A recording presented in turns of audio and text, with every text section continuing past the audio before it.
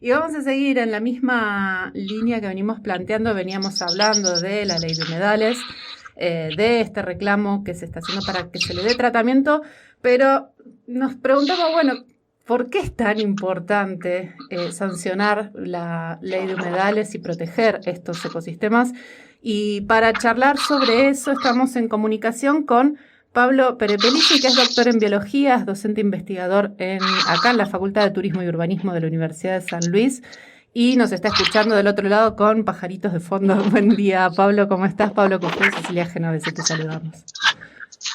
Buen día, Cecilia, buen día al equipo de la radio, buen día a los oyentes, muchas gracias por la invitación, aquí estamos, todo bien, ¿cómo andan? Bien, bien, bueno, un poco charlando de este tema.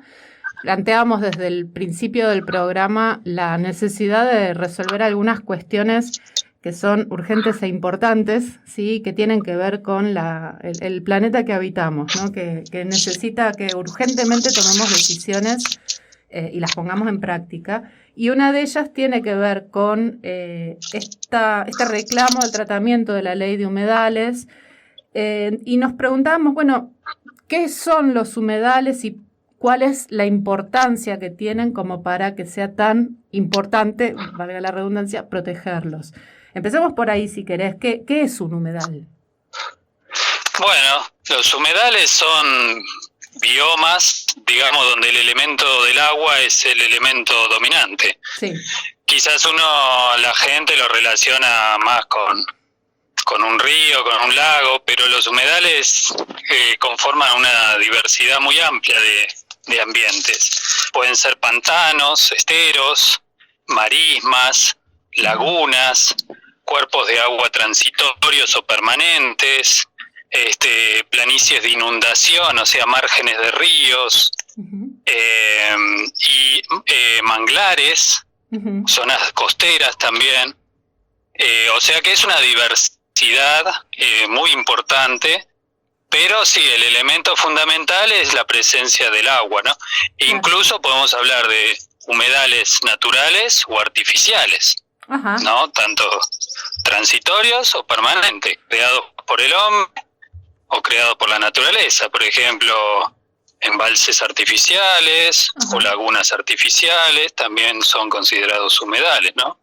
Así que en San Luis tenemos algunos ejemplos. Sí, tenemos unos ejemplos bastante importantes.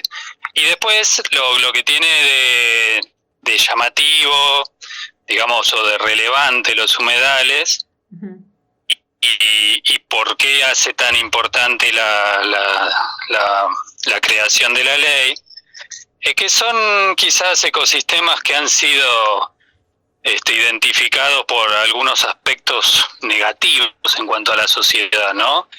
Por ejemplo, han sido siempre relacionados con ambientes tipo feos, ¿no? Como pensando en el pantano, ¿no? De mal olor, o lleno de bichos. Sí. Y eso ha llevado a que la tasa de desaparición de los humedales sea más rápida que incluso que la zona de los bosques. Claro. ¿No? Más del 80% de los humedales del mundo ya desaparecieron. Han sido rellenados, urbanizados, transformados en basurales. Y con eso toda la pérdida del servicio que nos brinda, ¿no? Servicio de los ecosistemas que nos brinda, que son infinidad de cosas como regulación de inundaciones, fuente de biodiversidad, captación de carbono, recreación. Servicios importantísimos en este momento, justamente, bueno, retención de carbono, lo relaciono directamente con el informe del IPCC, ¿no? Que justamente habla de la necesidad de empezar a reducir las emisiones de carbono, y en ese sentido jugarían un papel importante, ¿no? Sí, como captadores de carbono, incluso también más que las zonas de bosque, ¿no? Los humedales por esas zonas de actividad de fotosíntesis, o sea, de mucha actividad vegetal, tanto en el espejo de agua como en toda la periferia, con todas las plantas palustres o acuáticas que tiene relacionado y todas las hierbas o los arbustos. Claro. Y el IPCC es muy tajante, ¿no? Si lo relacionamos con el cambio climático, sumado a la regulación de inundaciones y sequías, depuración de agua, ¿no? También para uso de agua potable o recreativa o para generación de energía. Claro. Ya estamos en un punto de casi de actuar inmediatamente, no casi ya. Ya, sí. El tiempo de actuar inmediatamente y de no tanto, no solamente de cuidar, como quizás dentro de la sociedad se está diciendo, bueno, vamos a empezar a cuidar los humedales, sino de remediar o recuperar aquellos que han desaparecido.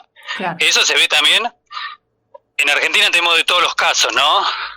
Muchos que han sido muy degradados porque dentro de lo que es el funcionamiento de las cuencas hídricas, ¿no? De las zonas donde escurre el agua, sí. Pensemos que en los humedales termina arrastrados todos los contaminantes, ¿no?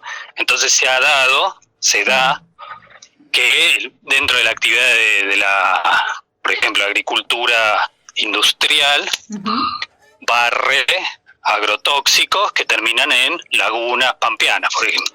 Entonces ahí se ve cómo se eutrofica, o sea, cómo se transforman en cuerpos de agua turbios cuando antes eran transparentes, por ejemplo, ¿no? O cloacas que terminan en ríos, residuos industriales maltratados o no tratados, y un sinnúmero de contaminantes, ¿no? Muchas veces también esa es una otra deuda que tenemos con los humedales, que han sido usados como cloacas, por así decirlo, o como sumideros, vertederos de contaminantes. Así que sí, el factor de cambio climático es otro gran uso o necesidad que tenemos dentro de los humedales. Y después, por otro lado, tenemos que son elementos muy representativos. Argentina tiene humedales de una magnitud muy interesante, ¿no? Tenemos acá en Córdoba Mar Chiquita, claro, como sitio de aves migratorias, muy importante. Super. Muchas que vienen incluso del Ártico, ¿no? Volando en un periodo del año y llegan ahí. Después tenemos ecorregiones, donde el 80% es un humedal, en el caso de la provincia de Corrientes, ¿no? El 80% es un humedal. En el caso de Iberá, también, por suerte, avanzando dentro de un plan de protección interesante, incluso de articulación con producciones locales o de ecoturismo, de bajo impacto, ¿no? Muy interesante. Y después tenemos otras ecorregiones también donde el humedal es el factor determinante, como el delta y las islas del Paraná, donde quizás fue el foco conflictivo dentro del último tiempo por los incendios, por ejemplo, pero que no le quite importancia al resto de la situación de los humedales del país y del mundo, ¿no? Pero muy bueno, ¿no?, poner foco quizás en una situación que ya se va de las manos, ligada a, generalmente como ha pasado con la ley, ¿no?, lobbies o intereses dentro de una lógica productiva determinada, como es el desarrollo inmobiliario o la ganadería o la agricultura más industrial, y donde queda, digamos, trabada la ley en ese caso. Así que es un momento muy muy interesante y urgente, ¿no? Sumado a la bajante del Paraná, que también es otra alerta, diciendo, bueno, esto no da para más. Claro. Si como ciudadanía pensamos empezar a hacer las cosas de una manera mejor, es el momento para reclamar con todo y bueno, y repensar, ¿no?, las actividades, tanto productivas como recreativas, ¿no? Totalmente. Totalmente. Buen día, Pablo. ¿Cómo estás? Pablo Cufret, saluda. Buen día. ¿Cómo va? Buen día, ¿cómo andás? Todo bien. Justamente en eso me quería enfocar un poquito. Sabemos la problemática económica y, digamos, y los intereses que hay en general. Pero ahora quería enfocarme un poquito en la cuestión turística, en lo que ofrece y el cuidado que requiere estos espacios de humedales. ¿Vos sabés si hay algún desarrollo, algún trabajo sobre eso? Algo mencionabas, pero no tengo mucho detalle.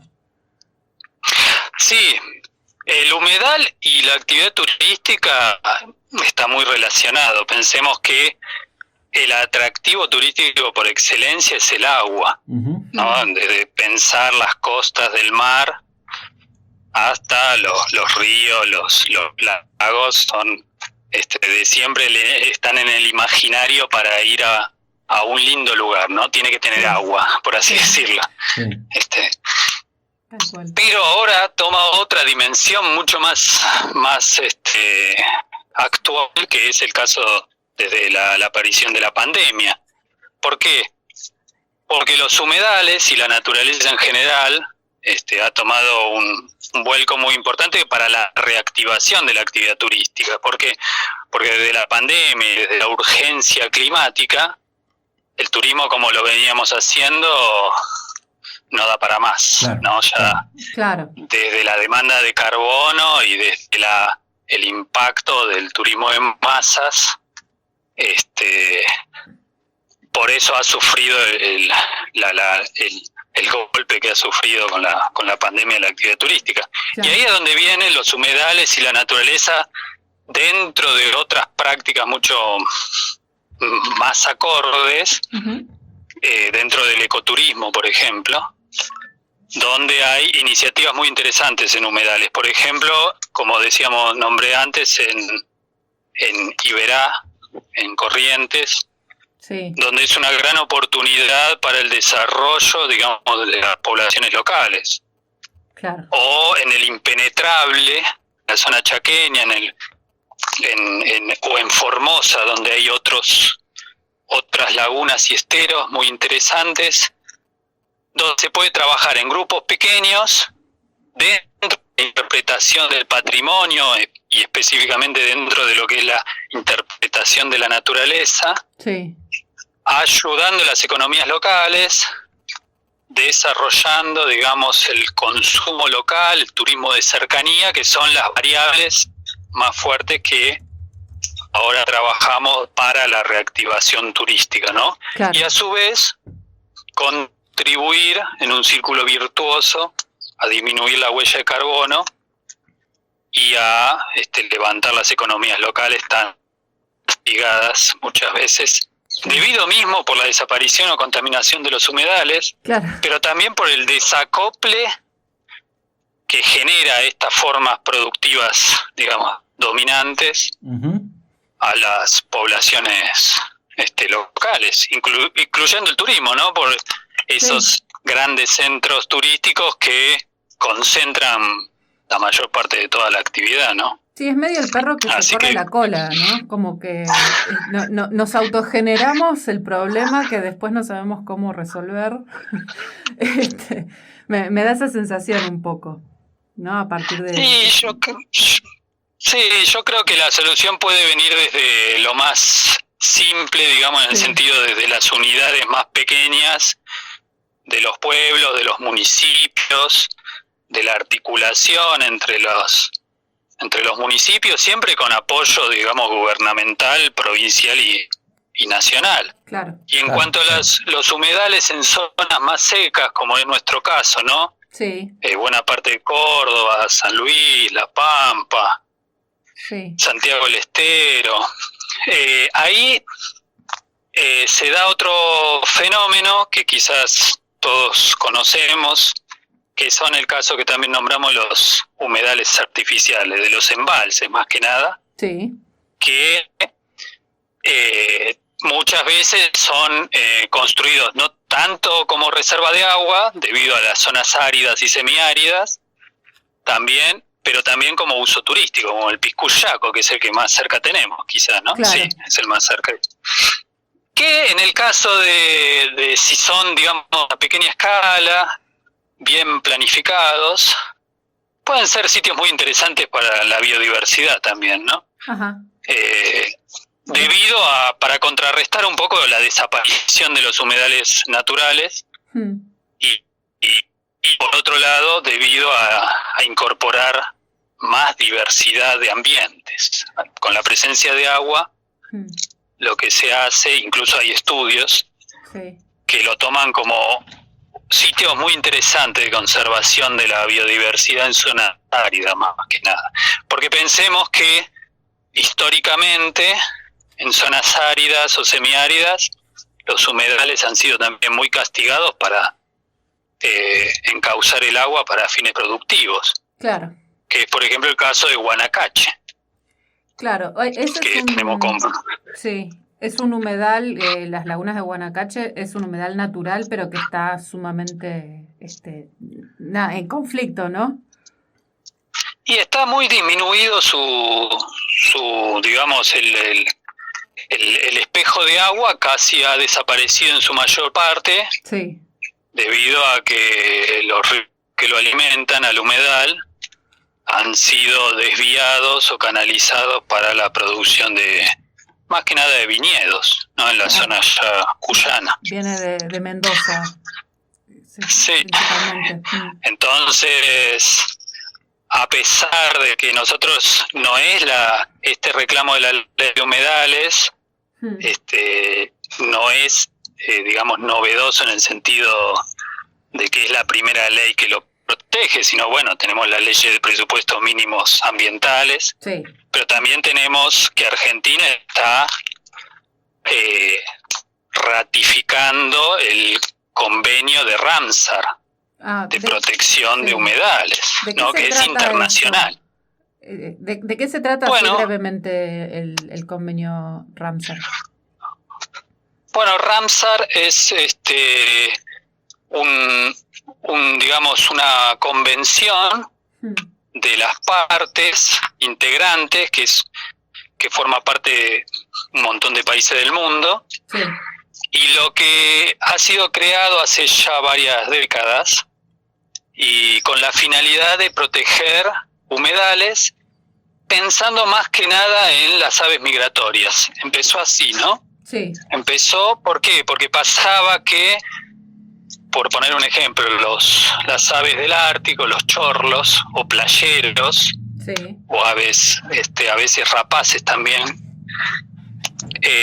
migraban del hemisferio norte al sur, todos los años hacen eso, sí, y pasaba que si llegaban, ellas tienen como la ruta marcada más o menos, sí, pero si empiezan a desaparecer o contaminarse los humedales de su ruta, pueden entrar en peligro e incluso a extinguirse, ¿no? Esas especies, de hecho, ha pasado con algunas como el chorlo pampa, sí, que se alimentaba en Buenos Aires, venía del Ártico hasta Buenos Aires y por la caza y modificación del hábitat llegó a extinguirse esa especie.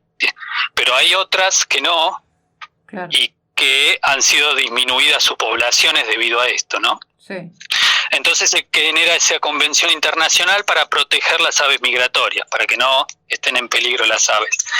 Pero después se extiende y hoy en día lo toma ya en forma más holística por la importancia dentro de este marco de desaparición global de los humedales. Entonces, incluso hay sitios Ramsar de humedales artificiales. Ajá, por ejemplo, claro, Costanera Sur.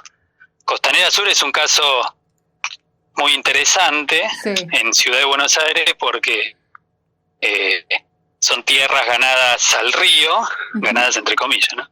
Sí. Generadas con escombros de demolición cuando se genera la autopista 25 de Mayo. Sí. Y sin embargo hoy en día significa el espacio verde más importante para una ciudad de 3 millones de habitantes inmediatas, pero 14 millones si contamos todo el AMBA, ¿no? Claro, sí. Sí, entonces es Ramsar también.